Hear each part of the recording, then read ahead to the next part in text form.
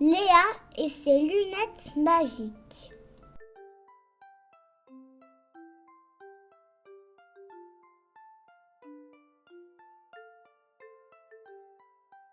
Léa, 7 ans, avait un problème.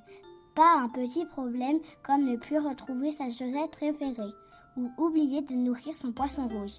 Non, un vrai problème, ses nouvelles lunettes.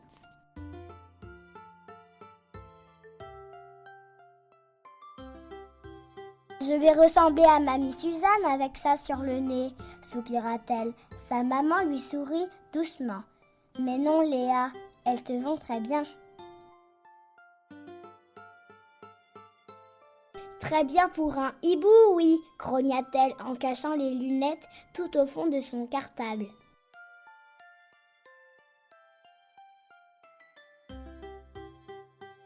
Le lendemain, à l'école, les choses se compliquèrent. Léa plissait les yeux pour lire le tableau, mais les lettres ressemblaient à une soupe d'alphabet renversée. Elle copia alors. Le chat fait du vélo sous la pluie. La maîtresse fronça les sourcils. Léa, tu es sûre de ce que tu écris ? À la récré, c'était encore pire. Léa voulait jouer, mais elle trébucha sur un sac.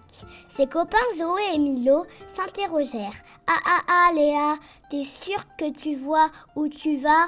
rigola Zoé. « T'as besoin de jumelles ou quoi ?» ajouta Milo. Léa devint toute rouge.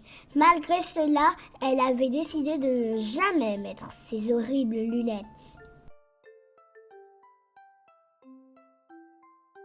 Mais le vendredi arriva, et avec lui, la sortie tant attendue au musée des papillons enchantés.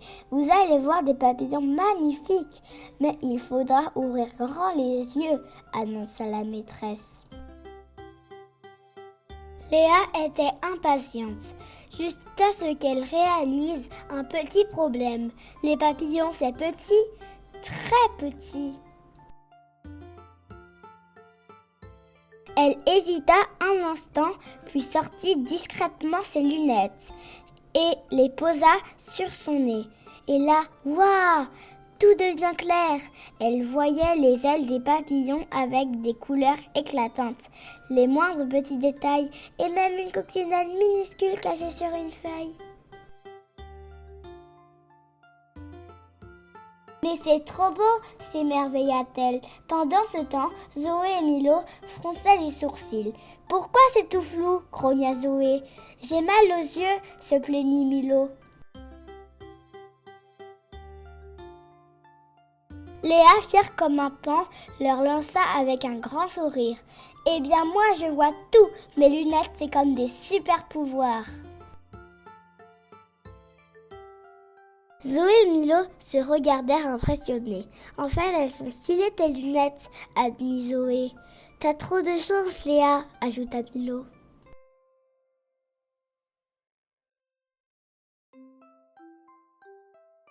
Depuis ce jour, Léa ne quittait plus ses lunettes.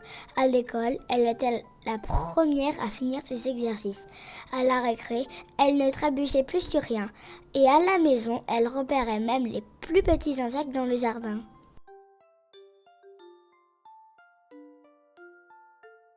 Et devinez quoi, quelques jours plus tard, Zoé et Milo avaient également des lunettes. Et à eux aussi, ça leur donnait des super pouvoirs. Finalement, ce qui semble être un problème peut devenir une véritable super force, surtout quand ça permet de voir des choses extraordinaires. C'est la fin de cette histoire, j'espère qu'elle vous a plu et n'oubliez pas de mettre vos lunettes.